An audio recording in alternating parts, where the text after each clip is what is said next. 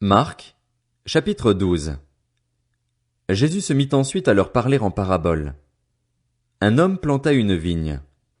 Il l'entoura d'une haie, creusa un pressoir et construisit une tour. Puis il la loua à des vignerons et quitta le pays. Le moment venu, il envoya un serviteur vers les vignerons pour recevoir d'eux une part de récolte de la vigne. Ils s'emparèrent de lui, le battirent et le renvoyèrent les mains vides. Il envoya de nouveau vers eux un autre serviteur.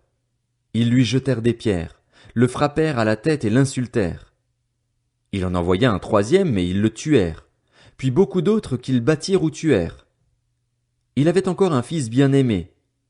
Il l'envoya vers eux en dernier, disant, « Ils auront du respect pour mon fils. » Mais ces vignerons dirent entre eux, « Voilà l'héritier. Venez, tuons-le et l'héritage sera à nous. » Et ils s'emparèrent de lui, le tuèrent et le jetèrent hors de la vigne. Que fera donc le maître de la vigne? Il viendra, fera mourir les vignerons et donnera la vigne à d'autres. N'avez-vous pas lu cette parole de l'Écriture? La pierre qu'ont rejetée ceux qui construisaient est devenue la pierre angulaire.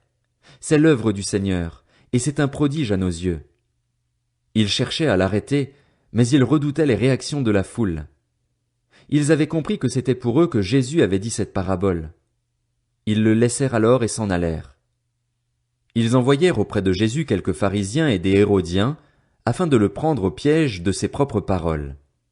Ils vinrent lui dire, « Maître, nous savons que tes paroles sont vraies et que tu ne te laisses influencer par personne, car tu ne regardes pas à l'apparence des gens et tu enseignes le chemin de Dieu en toute vérité. Est-il permis, ou non, de payer l'impôt à l'empereur? Devons-nous payer ou ne pas payer? » Mais Jésus, connaissant leur hypocrisie, leur répondit, « Pourquoi me tendez-vous un piège? Apportez-moi une pièce de monnaie afin que je la voie. » Ils en apportèrent une. Jésus leur demanda, « De qui porte-t-elle l'effigie et l'inscription? » « De l'empereur, lui répondirent-ils. Alors il leur dit, « Rendez à l'empereur ce qui est à l'empereur et à Dieu ce qui est à Dieu. » Et ils furent dans l'étonnement à son sujet. Les Sadducéens, qui disent qu'il n'y a pas de résurrection, vinrent auprès de Jésus et lui posèrent cette question. « Maître, voici ce que Moïse nous a prescrit. Si un homme meurt et laisse une femme sans avoir d'enfant, son frère épousera la veuve et donnera une descendance à son frère. Or, il y avait 7 frères. Le premier s'est marié et est mort sans laisser de descendance. Le deuxième a pris la veuve pour femme et est mort sans laisser de descendance. Il en est allé de même pour le troisième, et aucun des 7 n'a laissé de descendance. Après eux tous, la femme est morte aussi. À la résurrection, duquel d'entre eux sera-t-elle la femme? En effet, les 7 l'ont eue pour épouse. Et Jésus leur répondit, « N'êtes-vous pas dans l'erreur parce que vous ne connaissez ni les Écritures ni la puissance de Dieu? En effet, à la résurrection, les hommes et les femmes ne se marieront pas, mais ils seront comme les anges dans le ciel. En ce qui concerne la résurrection des morts, n'avez-vous pas lu dans le livre de Moïse ce que Dieu lui a dit, dans l'épisode du buisson? Je suis le Dieu d'Abraham, le Dieu d'Isaac et le Dieu de Jacob. Dieu n'est pas le Dieu des morts, mais des vivants. Vous êtes complètement dans l'erreur. » Un des spécialistes de la loi, qui les avait entendus discuter, vit que Jésus avait bien répondu aux Sadducéens. Il s'approcha et lui demanda, « Quel est le premier de tous les commandements? » Jésus répondit, « Voici le premier. Écoute, Israël, le Seigneur, notre Dieu, est l'unique Seigneur, et tu aimeras le Seigneur, ton Dieu, de tout ton cœur, de toute ton âme, de toute ta pensée et de toute ta force. Voici le deuxième. Tu aimeras ton prochain comme toi-même.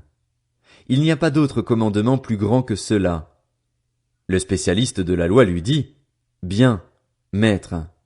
Tu as dit avec vérité que Dieu est unique, qu'il n'y en a pas d'autre que lui et que l'aimer de tout son cœur, de toute son intelligence, de toute son âme et de toute sa force, et aimer son prochain comme soi-même, c'est plus que tous les holocaustes et tous les sacrifices. » Voyant qu'il avait répondu avec intelligence, Jésus lui dit, « Tu n'es pas loin du royaume de Dieu. » Personne n'osa plus lui poser de questions. Jésus continuait à enseigner dans le temple. Il dit, Comment les spécialistes de la loi peuvent-ils dire que le Messie est le fils de David? En effet, David lui-même, animé par l'Esprit Saint, a dit: Le Seigneur a dit à mon Seigneur, Assieds-toi à ma droite jusqu'à ce que j'aie fait de tes ennemis ton marchepied. David lui-même l'appelle Seigneur. Comment peut-il donc être son fils? Et une grande foule l'écoutait avec plaisir. Il leur disait dans son enseignement: Attention aux spécialistes de la loi qui aiment se promener en longue robe et être salués sur les places publiques. Ils recherchent les sièges d'honneur dans les synagogues et les meilleures places dans les festins. Ils dépouillent les veuves de leurs biens tout en faisant pour l'apparence de longues prières. Ils seront jugés plus sévèrement. Jésus était assis vis-à-vis du tronc et regardait comment la foule y mettait de l'argent. De nombreux riches mettaient beaucoup. Une pauvre veuve vint aussi. Elle y mit 2 petites pièces, une toute petite somme.